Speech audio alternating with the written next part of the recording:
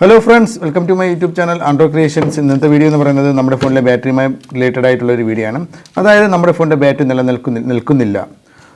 ആദ്യം ഒരു പ്രാവശ്യം ബാറ്ററി കംപ്ലൈന്റ് ആയി മാറി, രണ്ടാമത്തെ പ്രാവശ്യം വീണ്ടും മാറി, മൂന്നാമത്തെ പ്രാവശ്യം വീണ്ടും മാറി. എത്ര നോക്കിയാലും 1-2 മാസം കഴിയുമ്പോഴത്തേക്കും ബാറ്ററി വീണ്ടും കംപ്ലൈന്റ് ആയി വരുന്നു, ബാറ്ററി ബഡ്ജായി വരുന്നു, ബാറ്ററിയുടെ ബാക്കപ്പ് കിട്ടുന്നില്ല. അങ്ങനത്തെ ഇഷ്യൂസുകൾ പലരും പറയാറുണ്ട്. എപ്പോഴും ബാറ്ററി മാറേണ്ട ഗതിയായിട്ട് വരുന്നുണ്ട്.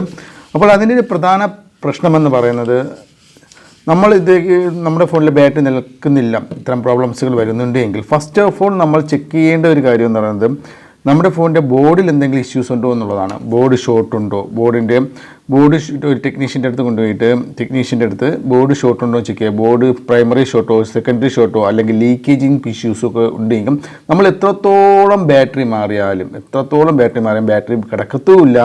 അതുപോലെ തന്നെ 1-2 മാസം കഴിഞ്ഞ് പല ഇഷ്യൂസുകൾ വരികയും ചെയ്യും എന്നുള്ളതാണ്. അതുകൊണ്ട് ഫസ്റ്റ് ഓഫ് ഓൾ നമ്മൾ ചെക്ക് ചെയ്യേണ്ടത് നമ്മുടെ ഫോണിൻ്റെ മദർ ബോർഡിന് എന്തെങ്കിലും ഇഷ്യൂസുകൾ, ഞാൻ നേരത്തെ പറഞ്ഞതുപോലെ ഷോർട്ടിങ്ങോ പ്രൈമറി ഷോർട്ടോ സെക്കൻഡറി ഷോർട്ടോ അല്ലെങ്കിൽ ലീക്കേജിങ് ഇഷ്യൂസോ വല്ലതും ഉണ്ടോ എന്നുള്ളത് ജസ്റ്റ് ചെക്ക് ചെയ്യുക. അത് അവരുടെ പവർ സപ്ലൈ മീറ്റർ ഉപയോഗിച്ച് ചെക്ക് ചെയ്ത് കഴിഞ്ഞാൽ മദർ ബോർഡ് ഒരു പവർ സപ്ലൈ മീറ്ററുമായി കണക്ട് ചെയ്ത് ചെക്ക് ചെയ്ത് കഴിഞ്ഞാൽ ഈസി ആയിട്ട് കണ്ടുപിടിക്കാവുന്നതേ ഉള്ളൂ. അത്തരം ഇഷ്യൂസ് വല്ലതും ഉണ്ടെങ്കിൽ അത് ഒഴിവാക്കുക. ഷോർട്ടിങ് ഒഴിവാക്കിയാൽ തന്നെ നിങ്ങളുടെ ഫോണിൻ്റെ പ്രോബ്ലംസ് മാറുകയുള്ളൂ. ഓക്കെ, അപ്പോൾ അതാദ്യം മനസ്സിലാക്കാം. ഇനി രണ്ടാമത്തെ ഒരു കാര്യമെന്ന് പറയുന്നത് നമ്മുടെ ഫോണിൽ ഒരു ബോർഡുണ്ട്, അതായത് ബാറ്ററി പ്രൊട്ടക്ഷൻ ബോർഡുണ്ട്. എല്ലാ ഫോണിൻ്റെയും ബാറ്ററിയിൽ ഒരു ബാറ്ററി പ്രൊട്ടക്ഷൻ ബോർഡുണ്ട്.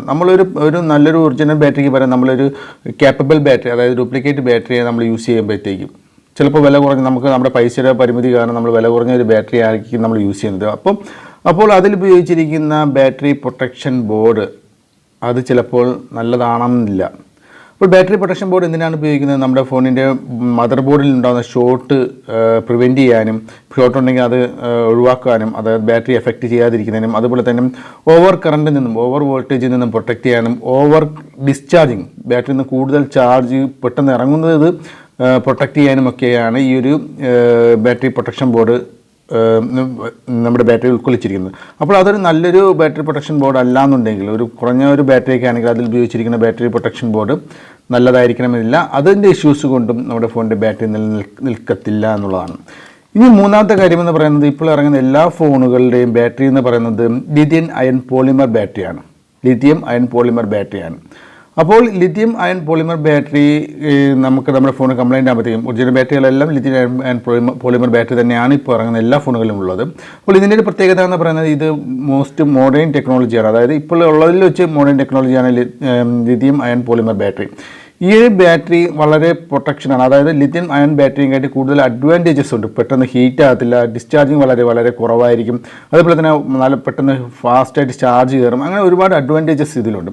അപ്പോൾ ഇത് നമ്മളൊരു ഒറിജിനൽ ബാറ്ററി കംപ്ലൈൻറ്റായി നമ്മൾ പുതിയത് മാറുന്ന സമയത്ത് ലിഥിയം പോളിമർ ബാറ്ററിക്ക് പകരം ചിലപ്പോൾ നമ്മുടെ പൈസയുടെ ബുദ്ധിമുട്ട് കാരണം കുറഞ്ഞ രീതിയിലുള്ള ലിഥിയം അയൺ ബാറ്ററീസുകൾ സെയിം മോഡൽ നമ്പർ ആയിരിക്കും, സെയിം ഫോണിന് യൂസ് ചെയ്യാൻ സാധിക്കുന്ന ലിഥിയം അയൺ ബാറ്ററികൾ ഇപ്പോൾ മാർക്കറ്റിങ്ങിൽ അവൈലബിൾ ആണ്.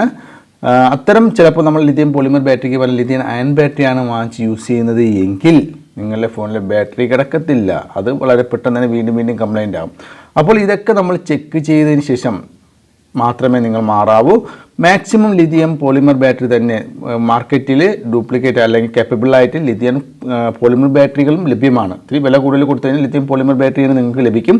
അപ്പോൾ ലിഥിയം പോളിമർ ബാറ്ററി തന്നെ യൂസ് ചെയ്യുക, അതിന് പല ലിഥിയം അയൺ ബാറ്ററികൾ യൂസ് ചെയ്യാതിരിക്കുക.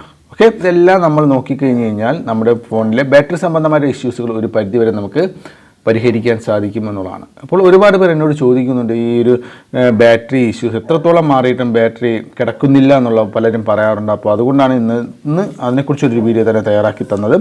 അപ്പോൾ തീർച്ചയായിട്ടും വീഡിയോ നിങ്ങൾക്ക് ഇഷ്ടപ്പെട്ട് കാണുമെന്ന് വിചാരിക്കുന്നു. അപ്പോൾ അടുത്തൊരു നല്ലൊരു വീഡിയോ വീണ്ടും കാണുന്നതുവരെ ബൈ.